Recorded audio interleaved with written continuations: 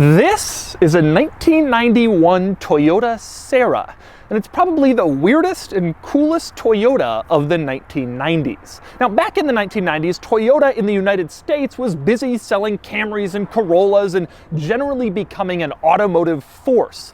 But in Japan, they made some weird stuff, like the Sera, which was built from 1990 through 1995, and which inspired the door design for the McLaren F1.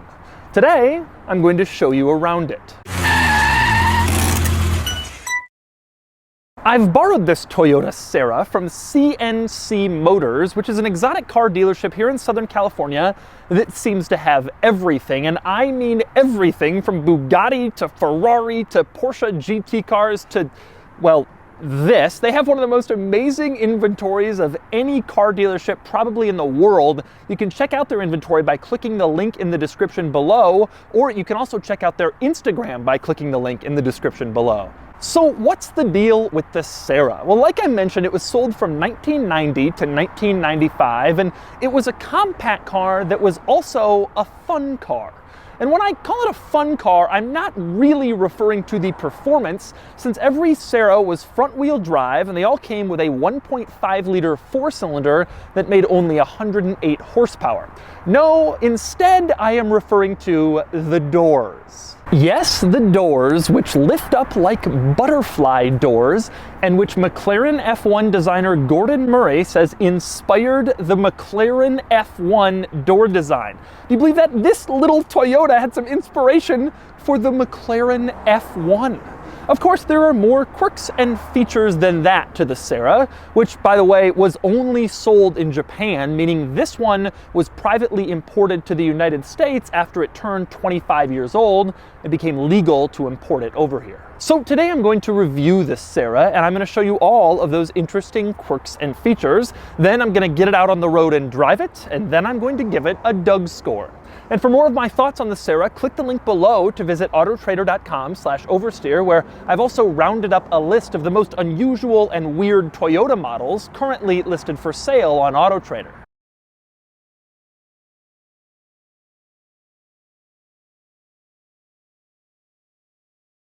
All right, I'm going to start the quirks and features of the Sera in the most obvious place, with the doors. Now, when you walk up to the Sera, it looks like a normal car with normal doors. It has a normal door handle, but when you pull it, they go up like butterfly doors. And they do that because they're hinged in two places, one at the top of the windshield in the middle, and then at the base of the windshield on either side. But the weirdness with the doors goes much further than simply opening them. In fact, that's just where it begins. Another interesting thing about the doors can be seen right here. They're uneven. Take a close look and you'll see that one door is open further than the other. Now, the doors are exactly the same size and the same shape on either side of the car, so that's not what it is. Instead, the driver's side door, which is that side, since this is a right-hand drive Japanese market car, the driver's side door opens further than the passenger side door. If you look at the hydraulics, you can see the driver's side door has this extra inch in the hydraulics that gives it a little bit more space to open. And I think the theory here is the driver may need a little bit more room to get inside since the steering wheel is there, and so the driver's side door goes up a little more so you have more room to climb in and position yourself in the Sera. But none of that stuff is my favorite thing about the doors. My favorite thing about the doors is on the top of them, and that would be this glass canopy that these doors have. Now, Toyota could have just made the tops of the doors metal and they would have still been unique and cool, and this car still would have turned heads, but they didn't. Instead, they made the entire top of the car glass, and so it looks like the canopy and like a fighter jet. It is a really, really cool look. And I'm especially impressed with this piece of glass that is flat on the top and then it curves and comes all the way down to the mirror. I can only imagine trying to find a replacement for this piece of glass today, what that costs and how difficult it would be to find if it broke. But anyway, the canopies and the doors just make this car so interesting and so cool. Now, there are a couple of items that result from this car's canopy design, one of which is the actual door windows windows that roll down. This car has them, and you can see they're beneath this black trim piece. Anything below that rolls down into the door like a standard window. Anything above that is just fixed glass canopy. Now, the other interesting item that results from these giant glass panels in the doors is the fact that it gets really hot inside this car. Basically, above you, to the sides of you, behind you, it's all glass. And so the sun is just coming in and beating down on you and making the interior tremendously warm pretty much at all times, a flaw of the Sera. Now, Toyota couldn't really do much to address that sun problem, but they did do one interesting thing for blocking sun, and that would be the sun visors, which are not mounted in the traditional place at the top of the windshield, but rather they're mounted in the middle on this bar that sort of separates the two doors, and they're on the side of you when you're driving down the road. To use the sun visor, you have to first unhook it from the storage location and then swing it over to place it ahead of you, so you have at least a little break from the sun while you're driving down the street. And next up, since I'm already inside the Sera, a couple of other interesting quirks and features in here. One is the fact that this Sera has an automatic transmission, although there were manual models as well.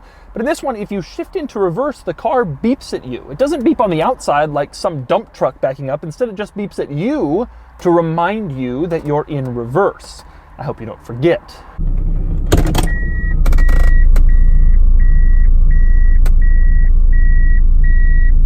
Next up, another item I like inside this car. Obviously, the interior is rather small. This really is, at its heart, just a little tiny compact car.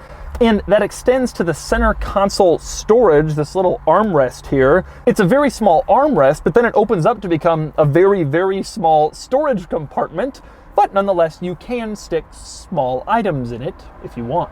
And next up, another interesting item in this car. To the right of the steering wheel, between the steering wheel and the door panel, there is a tiny little hidden storage compartment. You can open it up and stick even smaller items in it if that's what you want. You'll see that placed in that storage compartment right now, there is a handy little guide that converts kilometers per hour to miles per hour. I guess it was put there by a prior owner to make this car a little bit more easy to drive in the United States. Hence the speedometer is in kilometers, but all of our speed limit signs are in miles per hour. One place where you won't find any storage in this car, that would be the door panels. A lot of cars have little door pockets where you can stick your wallet or some other small item, but not the Sera, and that's because of the way that the doors open. Since they open up and kind of at an angle, if you put anything in a door pocket, it would probably just fly out. So Toyota has no door pockets at all in this vehicle. Another interesting door item from the inside is the interior door handle. This is the same interior door handle Toyota used in basically every car in the 90s.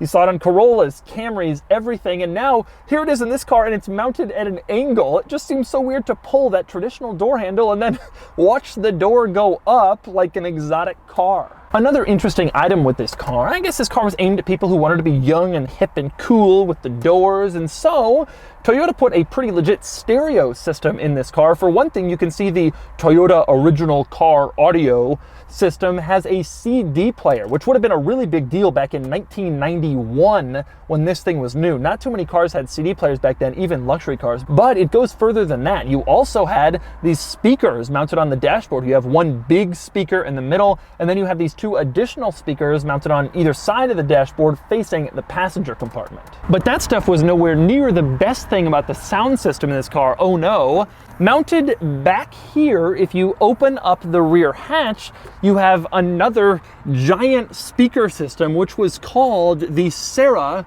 Super Live Sound System with Multi-Reflection Speaker. I can think of nothing more 90s and Japanese than that. Now on the other side, it actually explains that there are two modes. There is a casual mode, and then there is a funky mode. And if you look back here, you can see it is currently in casual mode for an indirect sound position. There is a lot of writing on this thing. Now, unfortunately, I can't figure out how to get it into funky mode. There's no button on the stereo that seems to do it. There's no dial or something you twist back here.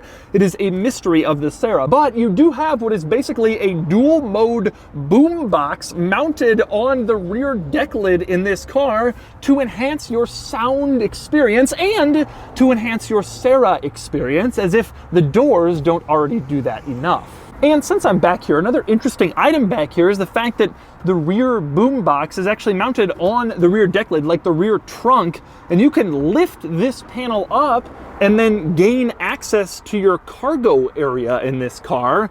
You just have to lift the speakers out of the way, which is kind of unusual. Now, the cargo area in this vehicle is fairly large, reasonably so. You could stick some small luggage items back here, and you can fold down the rear seats if you want even more space, and then you can remove this deck lid cover. But the problem with that is there are wires going to this cover because obviously that's where the boom box is. And so I don't think you really can remove this cover. I think you can fold down the seats, but you're still limited with what you can put back here because the boom box and the cargo cover pretty much have to stay in place. And yes, you heard that right. Even though this car is incredibly tiny, it does in fact have rear seats, and so I will in fact climb into them. I've moved the front passenger seat all the way up. Now I'm going to move the backrest forward, and now let's see what happens. Oh, there is not a tremendous amount of space back here, although you can reasonably sit here with this seat folded forward, but when you put this back, there's really not all that much room, and if you start trying to slide the seat back, there's really no room at all. It's a very small car. I'm surprised it even bothers with back seats, but they're here. Now, in the back seats, there are no frills at all. Nothing interesting or weird or quirky to mention about the back seats, aside from the fact that it has them. And the same can be said about the general styling of the Sera. Aside from the doors, the look of the doors, the canopies, I've never really found the overall design and appearance of this car to be all that unusual. Frankly, I think it's a relatively plain car that looks like some other 1990s Japanese cars. The Nissan NX of this era, the Mazda MX-3, both look a lot like the Sera. It just wasn't particularly unusual, weird, quirky on the outside of this car until you went to open the doors. Otherwise, it was a fairly simple look. And unfortunately, it was the same story under the hood. Nothing particularly thrilling or exciting under here, just a 1.5-liter four-cylinder with only a little over 100 horsepower. This car's real party trick was the doors. Everything else, the styling, the interior, the design, and obviously the powertrain was not intended to make this into a real excitement machine. It just was a normal compact car with two really cool doors. And so those are the quirks and features of the 1991 Toyota Sera. Now it's time to get it out on the road and see how it drives. All right, driving the Sera.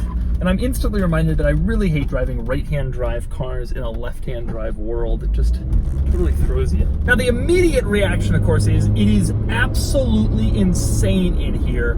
It feels almost crazier driving this car than a lot of the exotics and supercars that I drive because of the window setup. There's window above and to the side and above and to the side, and there's just canopy. It's like how I would imagine it is if you're in like a fighter plane or something like that with a literal canopy over you. And you're instantly reminded of the biggest drawback of the car, which is there's just sun. And so it's relatively hot today. The sun is unimpeded by clouds, and there's not much you can do about that. You can put the visors in place, which has some effect to block out the sun directly in front of you, but there's not much you can do about it just coming onto your eyes from overhead.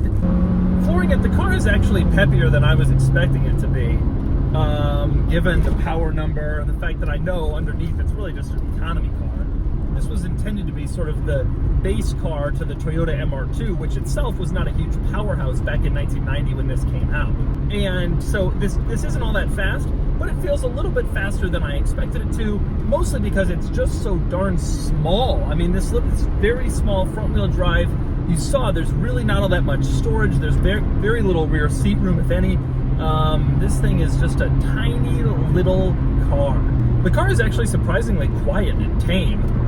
It doesn't really feel like you hear all that much or feel all that much of the road, which is impressive for an economy car, and especially an economy car of this era. Flooring it now, trying to get off the highway, I'm just going to floor it up the off-ramp, and it does not have much. I mean, it's a 4-speed auto, so if it can't gear down, you're just done. You're just at the mercy of 100 horsepower, little 4-cylinder. The weirdest thing about this car to me has always been that Toyota made it. Toyota's not exactly a brand that takes a lot of risks or does a lot of weird stuff.